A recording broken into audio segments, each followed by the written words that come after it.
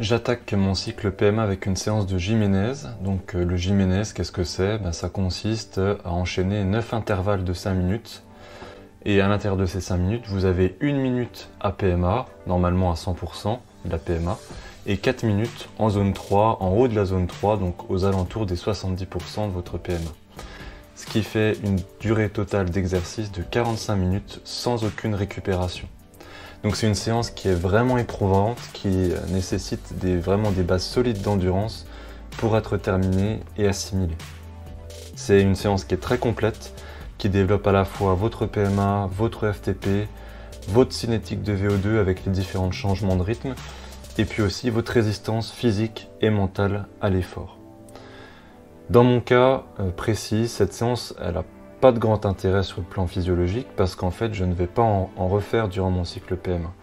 C'est surtout pour moi une séance test. Une séance test qui va me permettre d'évaluer où j'en suis au niveau PMA, où j'en suis au niveau FTP, en fonction de mon ressenti durant la séance, de ma dérive cardiaque durant l'effort, et surtout si j'arrive à terminer la séance. Et ça faisait très longtemps que je n'avais pas achevé de vraies séances de Jiménez, en tout cas pas à ces valeurs-là. Par contre, c'est une séance qui est beaucoup plus fatigante qu'un traditionnel test de 20 minutes par exemple, parce que la séance dure beaucoup plus longtemps, mais ça donne aussi de meilleures indications selon moi sur l'état actuel de votre profil de puissance. C'est un exercice qui est difficile à réaliser en extérieur parce qu'il est long, il dure 45 minutes, à des intensités qui s'enchaînent sans interruption. Donc, dans l'idéal, il faudrait avoir près de chez soi une route régulière sur laquelle vous pouvez effectuer 45 minutes d'exercice sans interruption. Et ça, c'est très difficile à trouver. Donc c'est pour cette raison que moi, personnellement, je préfère réaliser cet exercice sur home trainer parce que ça me permet de respecter plus simplement et plus précisément les intervalles. Donc, test réussi pour moi puisque j'ai réussi à terminer cette séance de Jiménez à 370 watts de PMA et à 260 watts en haute zone 3. Donc ça va me permettre d'être plus serein mentalement pour la suite du cycle PMA. Deuxième séance d'intensité de la semaine, c'est l'exercice qui va être au cœur de mon cycle PMA. Cet exercice, c'est le 30-15. 30 secondes à PMA et 15 secondes de contre-effort en zone 2. C'est un exercice dont je vous avais déjà parlé durant mon cycle de PMA précédent. C'est un exercice que j'aime beaucoup parce que les intervalles étant très courts, on n'a vraiment pas le temps de s'ennuyer et la séance passe très vite. Et en plus, c'est un exercice qui a déjà fait ses preuves sur moi par le passé.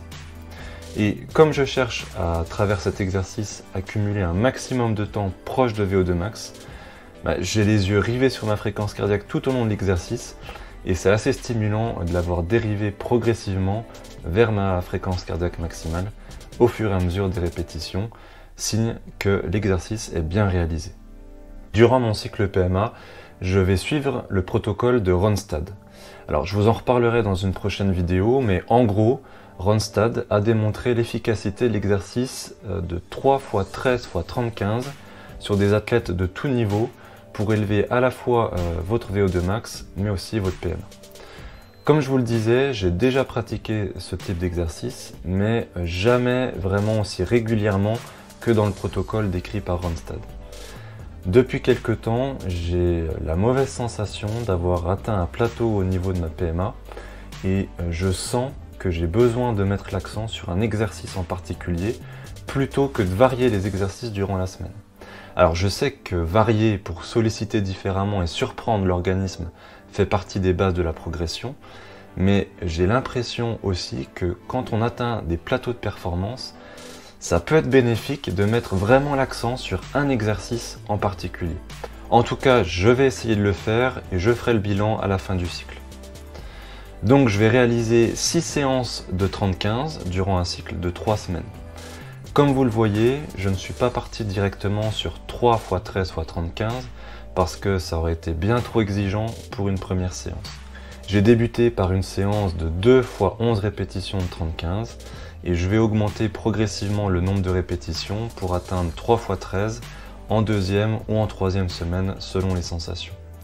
Alors je le redis, pour ceux qui auraient des questions sur ce protocole de 30-15, j'ai prévu d'en faire une vidéo très bientôt pour tout vous expliquer. Bon, c'est parti pour la première sortie longue de déconfinement. Je vous avoue que je suis super excité, forcément. Super beau temps, beau soleil, un peu de vent, mais rien de bien méchant. Donc on est parti ce matin pour environ 3h, 3h30 de sortie. Donc en endurance, je vais essayer de pas m'enflammer. Comme tout le monde, j'ai envie de faire de la grosse vitesse moyenne, mais bon, ce serait pas raisonnable. Déjà parce que je fais suffisamment d'intensité dans la semaine, donc il faut que je garde du jus pour ces séances-là, les séances difficiles.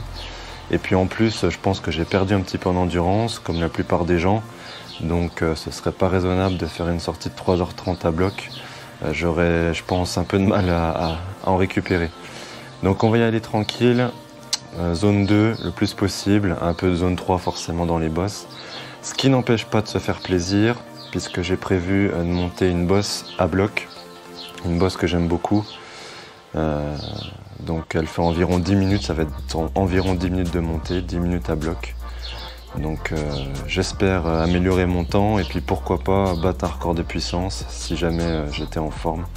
Bon, ça c'est un petit peu moins sûr. Donc voilà, c'est parti, la machine est prête.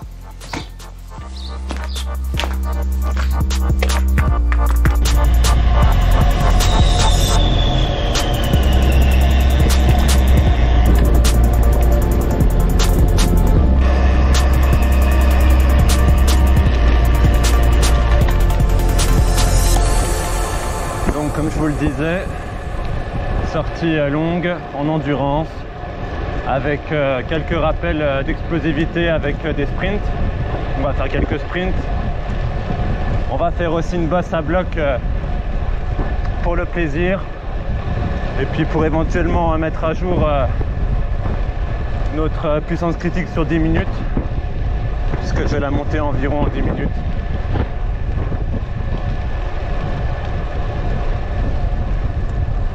Donc là on est encore dans la plaine dijonnaise, on est au sud de Dijon et on se dirige en face le long de la côte. On va longer la côte dans des petites communes que peut-être que certains connaissent. Si vous êtes amateur de vin, un Nuit-Saint-Georges, Gevrey-Chambertin, ça doit vous dire quelque chose. Et on va monter la côte. Et on va faire une centaine de bornes au-dessus de la côte, là-bas. Là, on arrive vers la bosse. Donc, c'est bientôt l'heure. Donc, on arrive à Chambol. Et vous voyez les espèces de falaises en face. C'est la fameuse combe qu'on va monter pour se retrouver au-dessus de la côte.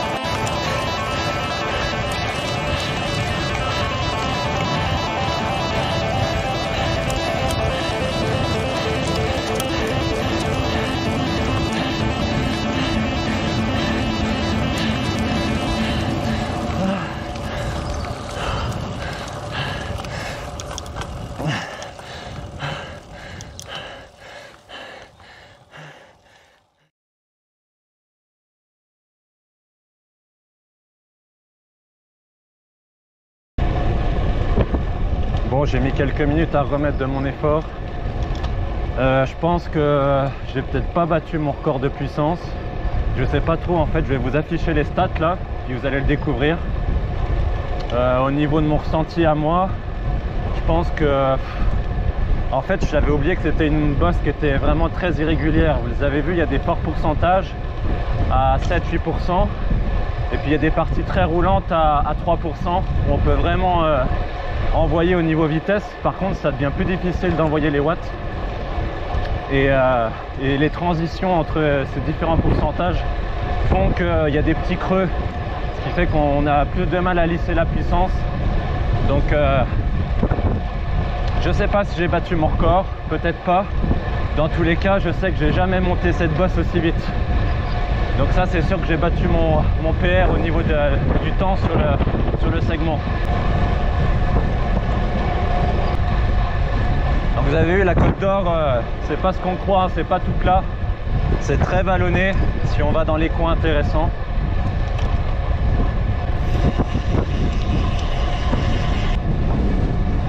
Regardez ça comme c'est beau. Regardez à gauche.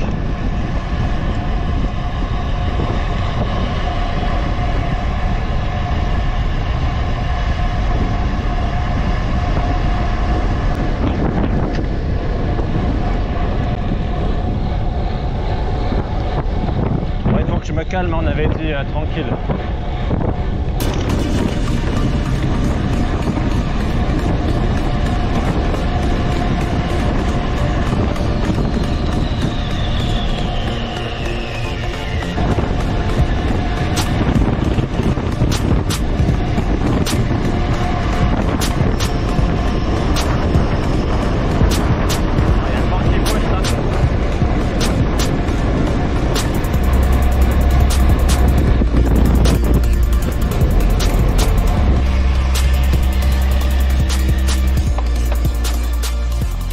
Deuxième bosse du parcours,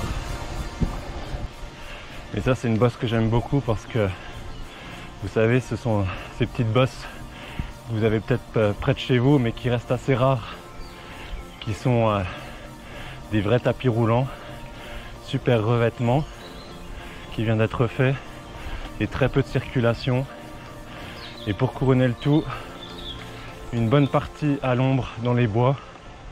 Donc c'est vraiment le top.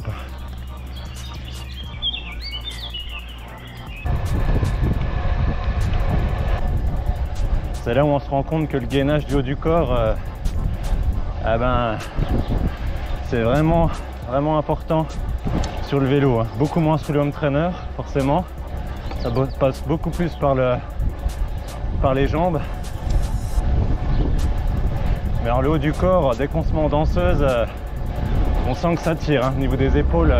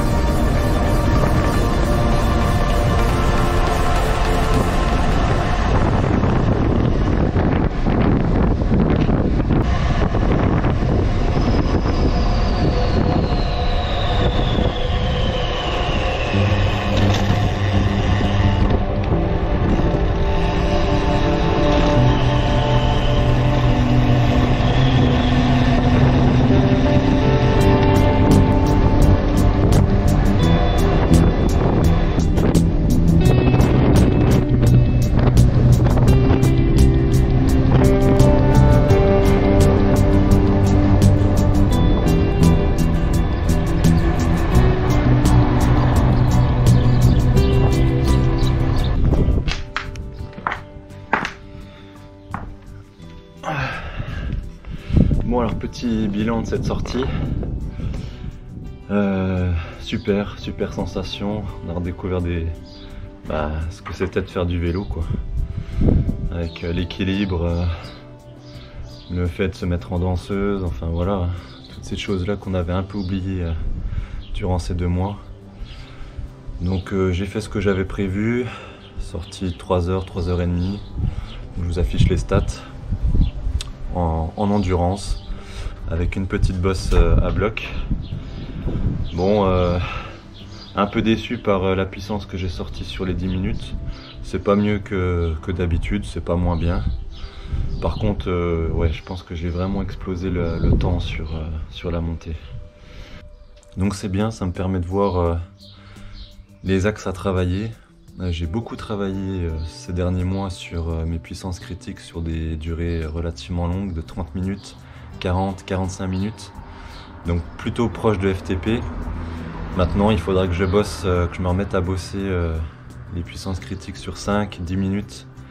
Parce que c'est utile aussi, on en a besoin pour pouvoir monter dans les tours et pas se retrouver coincé comme je l'étais à 330 watts. J'ai besoin aussi de pouvoir monter à 350, 360 sur des temps plus courts et être plus à l'aise sur des bosses de 5 et 10 minutes qui sont les bosses de ma région. Donc voilà. Donc cette vidéo, c'était un mix de séances de home trainer et de sorties en extérieur.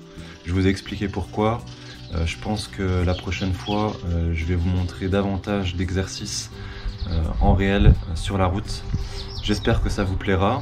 On se retrouve bientôt pour une prochaine vidéo, sans doute une vidéo entraînement ou peut-être sur la grande virée 2, je ne sais pas trop comment ça va se goupiller à ce niveau-là. Dans tous les cas, on se retrouve bientôt. Je vous souhaite de prendre beaucoup de plaisir sur la route, soyez prudents et puis lâchez les watts, mais quand il faut. Allez, ciao!